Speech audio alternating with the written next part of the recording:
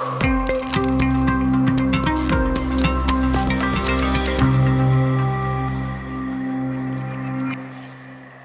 almal, baie welkom by ons woordereeks nommer 5. Die tema van vandag se lesing is woorde maak gesond. Daar is veral 3 groeperings van woorde. Die eerste een is neutrale, kleurlose en leë woorde. Dit gaan oor koetjies en kalfies. Jy sal weet wat ek sê. Baie keer dan groet ons mense, dit is so oppervlakkig. Ek vra vir hom, hoe gaan dit vandag met jou? Sonder om eintlik te luister wat hulle sê. Dis hierdie oppervlakkige woorde. Hierdie woorde het geen lewe in hulle nie. Dit beteken eintlik nie veel nie. Dis sommer net lekker gesprekke, ons lag, ons gesels. Hierdie woorde is ook belangrik, dat ons baie keer sommer net lekker gesels. Maar dit beïnvloed nie mense se lewens nie. Dan is daar die tweede groep woorde. Dis donker woorde. Dis woorde wat vernietig. Jy kan dit daar in jou blaadjie, in jou boekie invul. Dis donker woorde, woorde wat vernietig. Dis kinder. Dis woorde wat kinder vernietig. Sarkasme, haatgevulde woorde, lelike negatiewe aanmerkings, wat mense wond en selfs doodmaak. Ja, woorde kan mense se emosies en drome laat sterf. Dit kan hulle wond en hulle self siek maak. Ek onthou wat het Otie Odendaal gesê. As iemand hom probeer wond het, het hy hierdie wonde afgekeer deur te sê, baie dankie vir die mooi woordjies. Maar dan is daar kleurvolle woorde. Woorde wat genesing bring, opbouende woorde. Hierdie woorde lewe en bring hoop. Met hierdie woorde kan jy mense meesterlik vat na prestasie toe. Ek hoor eendag die verhaal van 'n ou dogtertjie van 9 jaar wat by 'n atletiek afrigter aansluit. Maar sy kom eintlik laat in die jaar by hom uit. Die ander kinders word al die hele jaar deur hom afgerig. En toe hulle gaan hardloop, toe vra sy, kan sy saam hardloop? En hy sê, ja, ek dink jy kan ook saam met hulle hardloop.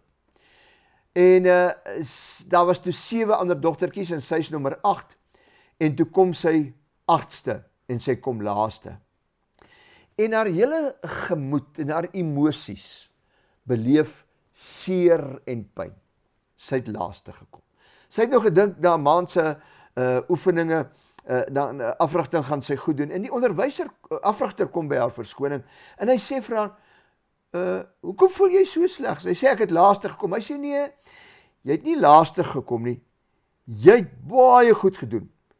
En sy wil hom eers nie glo nie. En die afrigter sê vir haar, wanneer ek 'n kind van jou ouderdom afrig, dan hardloop hulle gewoonlik 20 sekondes. En jy het dit in 18 gedoen. Ek het gedink, as jy net by 19 kan uitkom, dan is jy eintlik 'n baie goeie atleet. En jy het dit in 18 gedoen. Hierdie woorde het hierdie kindjie so gesond gemaak, dat sy aangehou hardloop het en elke keer, maak nie saak waar sy in die orde van 1ste tot 8ste gekom het nie, sy het 18 sekondes probeer verbeter en elke keer beter en beter gedoen. Dit het haar heel gemaak van 'n gebrokenheid, van 'n stikkenheid. Weet u dat die skrif vir ons leer, en dis belangrik, kom ons luister weer na die skrif. Dood en lewe is in die mag van die tong, en elkeen wat dit graag gebruik, sal die vrug daarvan eet. Daar is ook die storie van lewe wat gekom het oor 'n babatjie wat doodgebore is. Dalk het jy dit ook op sosiale media gesien. Benjamin Turner, die baba van Emily en Michael Turner, het 'n stilgeboorte gehad. Die hartseer ouers het toe besluit voordat hulle die ou liggaampie laat verwyder, om die 7-jarige seun wat Boetie, oudste Boetie, wat so uitgesien het na sy Boetie se geboorte, dat hy net die ou babatjie kan kom vashou vir 'n oomblik of hom sien. Die ma het aanvanklik gesê dit sal emosioneel hierdie kind vernietig en eintlik siek maak. Maar die pa het gesê, ag, hy het so uitgesien na sy Boetie se geboorte, kom dat hy net kom kyk hoe lyk die ou Boetiekie.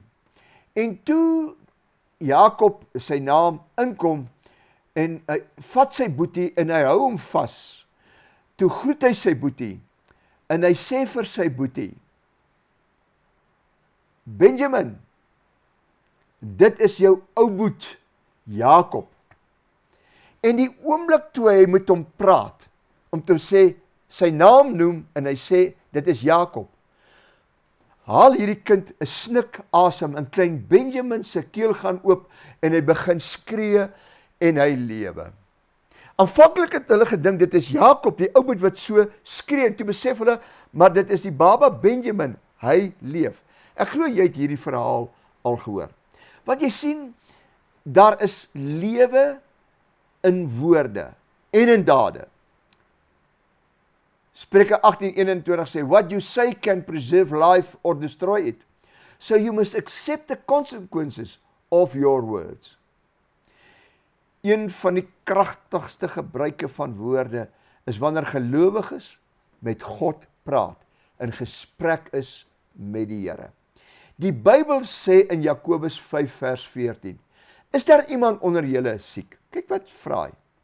Laat hom die ouderlinge van die gemeente inroep, en laat hulle oor hom bid, nadat hulle hom in die naam van die Here met olie gesalf het. En die gebed, dis hierdie gesprek met God, van die geloof sal die kranke red, en die Here sal hom oprig, selfs as hy sonde gedoen het, sal dit hom vergewe word. Bely mekaar julle misdade, en bid vir mekaar, sodat julle gesond kan word. Die vurige gebed van 'n regverdige het groot krag. Kom ek vertel jou nog 'n storie. Een van die predikers, 'n bekende prediker in Europa, J. John, hy vertel 'n storie van sy bure wat nie Christene is nie, en die buurvrou kry 'n beroerte, en sy word as breindood verklaar. Sy is ongered, en hulle plaas haar oor na 'n buurdorp se hospitaal. En die uitspraak is, hulle gaan haar binne 5 dae, gaan hulle die masjiene afsit. En J. John se vrou vra vir die dogtertjie, of hulle kan gaan bid vir hulle mamma. En sy sê, ja, dit sal wonderlik wees, as hulle vir hulle ma kan gaan bid. En die 5de dag, is die eerste dag wat J. John en sy vrou kans kry om vir hierdie breindood vrou te kan gaan bid. En toe hulle uitvind, dis nie in die plaaslike hospitaal, wat sommer naby is, 10 minute se ry, 20 minute se ry nie, en dis ver, en as ek John J. vertel die storie, hy sê, jy ken nie die pad so toe nie, jy weet nie waar om te parkeer nie, en hy is nogal gefrustreer, en hy het ook nie eintlik baie hoop gehad, dat hierdie vrou sal genees nie, maar hy het niks gesê nie. En hy sy vrou ry, en hulle kom by hierdie vrou, en toe hulle by haar kom in die hospitaal, sy is in 'n enkel kamer, laat hulle hom toe, omdat hy 'n predikant is, en hy vat die vrou se hand, en sy vrou vat die vrou se ander hand, en hulle vat mekaar se hande, en hy noem haar by haar naam, en hy sê vir haar, hy praat met haar, hy sê, ons gaan nou bid, ons gaan nou vir jou die Onse Vader gebed bid. Hy sê, en toe begin hy bid om te sê, Onse Vader wat in die hemel is, laat u naam geheilig word, laat u koninkryk kom. Hy sê toe hy bid, laat u koninkryk kom, maak hierdie breindood vrou haar oë oop, en sy kyk en sy leef. Dis presies wat Jakobus gesê het, die vurige gebed. Soms is ons gebed nie so vurig nie, maar God eer 'n mens wat bereid is om met hom te praat, en in die naam van sy seun na die troon toe te kom. Want die woord leer ons, kom ons kyk bietjie weer, wat leer die woord ons? Woorde het negatiewe gevolge, of positiewe gevolge. As J. John sou sê, dit help nie ons gaan bid vir hierdie vrou nie, sy is breindood, sou sy in alle waarskynlikheid nie gesond geword het nie, maar omdat hy lewe gepraat het. Want jy sien, negatiewe gevolge is nie goed vir mense nie. Kyk wat sy Spreuke 10 vers 11. Maar wanneer die mens wat verkeerd doen praat, dan maak hy ander mense seer. mag die Here ons help om nooit woorde te gebruik wat mense seer maak nie. Otie Ottedal sê, baie dankie vir die mooi woordjies. Ek wil vandag sê, kom ons gebruik eerder woorde wat positiewe gevolge het. Spreuke 10 vers 11, die eerste gedeelte sê, wanneer die mens wat reg lewe praat, dan laat hy ander mense lewe. Die Engels sê, die Message, the mouth of a good person is a deep life-giving well. Die CE vertaling sê, kind words are good medicine. Weet julle hoeveel stikkende, seer, siek mense is daar om ons? As ons net om ons wil kyk, sal ons baie stikkende en seer en siek mense sien. So kind words are good medicine. Kom ons praat eerder lewe as dood. Maar kom ons kyk bietjie na die invloed van woorde op ons woorde, die tweede punt in ons boekie. Woorde het mediese vermoë om te genees. Die Bybel is baie duidelik daaroor. Spreuke 12 vers 18 sê, daar is een wat onverskillige woorde uitspreek, so swart steke. Maar die tong van die wyse is genesing. Dis die ou Afrikaanse vertaling. Die Afrikaanse Bybel vir almal het so gesê, wanneer mense praat en nie dink wat hulle sê nie, dan maak hulle ander mense seer. En ons kan ook sê, emosioneel seer en siek. Wyse mense sê dinge wat ander mense beter laat voel. Spreuke 12:18 sê, party mense maak ander graag seer. Hulle woorde is soos 'n skerp mes wat alles stik en sny. 'n Gelowige se woorde bemoedig ander en gee hulle moed vir die lewe. Dit lees ons in die boodskap. Die Amplified sê, there is one who speak rashly like the thrust of a sword, but the tongue of the wise brings healing. Spreuke 15 vers 4 sê, kind words are good medicine, but deceitful words can really hurt. CEV vertaling. Spreuke 16:24 leer ons, vriendelike woorde is soos 'n heuningkoek, soet vir die siel en 'n genesing vir die gebeente. Daar is 'n verband volgens hierdie skrif tussen 'n mens se gees, sy siel en sy liggaam, sy gebeente. Wanneer daar donker wolke oor 'n mens se siel of emosie saampak, kan dit die mens depressief maak en dit beïnvloed dan sy of haar liggaam. Depressiewe mense, dit weet ons, is soms baie moeg. Nou leer Spreuke 16:14, vriendelike woorde genees my gebeente. Vriendelike, dis woorde, vriendelike woorde genees my gebeente. Nou jou gebeente verwys na jou beenmerg.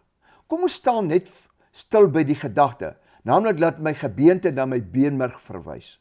Die vraag is, wat dit met depressie te doen? Kom ek verduidelik dit so.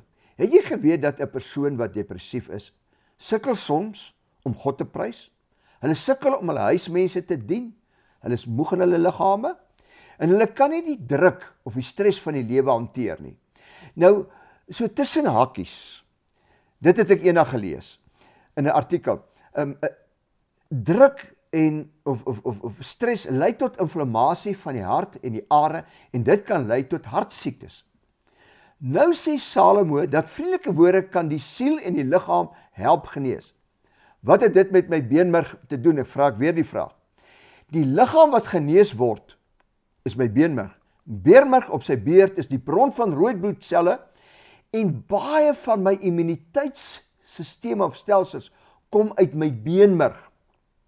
Vriendelike woorde dis beslis genesende krag, selfs op my immuniteitsstelsels. Daarom sê Spreuke 16:24, vriendelike woorde is soos 'n heuningkoek, soet vir die siel en 'n genesing vir die gebeente, die beenmerg. Wat help, hierdie beenmerg, wat help dat my immuniteitsstelsel gesond is en 'n teenmiddel is vir depressie.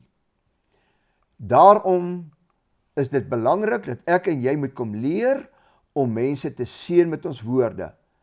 Dan verder moet ons ook leer om dankbaar te wees vir ons gesondheid Jeremia 17 vers 14 sê, Here, wanneer U my gesond maak, dan sal ek gesond wees. Wanneer U my red, dan sal dit goed gaan met my. Ja, ek sal U prys. Kom ons prys God vir redding en gesondheid. Kan ons dankbaar wees vir ons gesondheid? Ja, moenie wag dat jy dit verloor het en dan wil jy die Here soek en hom dan dien. Nee, dien hom nou terwyl hy dit goed gaan met jou. Ek kan jou nog 'n storie vertel as jy net vir 'n oomblik tyd het. Daar's 'n storie van 'n man wat baie arm was. En as gevolg van sy armoede het hy siek geword. Hy sterf van ondervoeding en swak gesondheid. Sy familie kom toe en hulle verkoop sy karige besittings by 'n straatmark of 'n Engels praat van 'n garage sale. En onder andere is daar 'n skildery wat 'n kunsversamelaar koop. Nie eintlik wou hy by hy koop nie eintlik op 'n straat nie, maar hy is toe die dag daar en hy koop toe die skildery. En na 'n tyd laat hy hierdie skildery wat hy vir appel en ei gekoop het, as ek die idioom kan gebruik, vat hy hom na 'n kunsgalery toe. Hierdie skildery word toe gewaardeer omdat dit jare terug 'n beroemde kunstenaar was wat hom geskilder het. Dis nou in Engels wat hierdie verhaal na my toe gekom het, of uit Amerika uit. $3 miljoen, oor die 50 miljoen rand. Die oorspronklike eienaar het nie die waarde geken nie.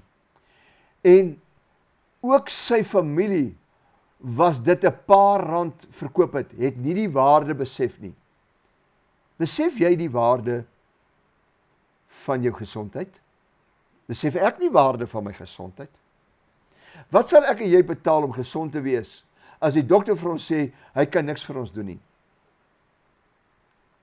Sal jy $1 miljoen betaal om gesond te word, as jy dit het? Of 2 miljoen as jy het, of 3 miljoen? Ek dink jy sal baie betaal. As die dokter vir jou sê, hy kan vir jou niks doen nie, en iemand anders sê, ek kan vir jou iets doen, maar jy moet gelde aan koppel. Geliefdes, God wil hê ons moet gesond wees. Hy het sy seun aan die kruis laat sterf, vir ons krankhede, vir ons gebrokenheid, vir ons seer, ons siektes. Dalk is jou lewe soveel werd, soos daardie skildery. Kom ons sê vir die Here dankie daarvoor. Kom ons wag nie dat ons dit verloor, en dan wil ons dit regkry nie. Kyk wat sê die psalmskrywer in Psalm 16 vers 9. Hy sê, daarom, ek is bly, ek juig, ek is altyd veilig, want U sal my nie los nie, ek sal nie sterf nie. Kyk hoe bid hy oor sy gesondheid. Ek glo in U, en U sal my nie in die graf laat kom nie. Ek sal nie voortydig sterf nie, want Here, U bewaar my. Dis wat hy sê. U leer vir my hoe om te lewe. U leer vir my dat 'n mens wat naby U is, 'n dankbare mens is. U leer vir my dat dit altyd lekker is by U. Kom ons waardeer ons liggame as 'n geskenk van God. Kan ek jou vra, laastens, dat ons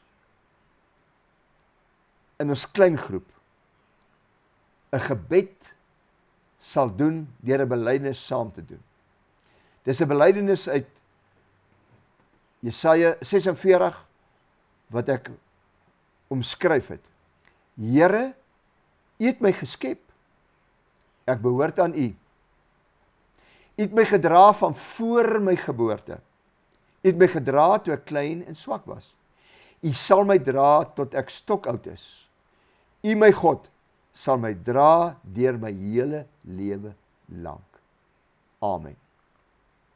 Baie dankie.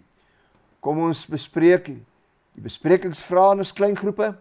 Ons bid vir mekaar, ons bid saam met mekaar, en ons doen getrou hierdie week ons dagstukke.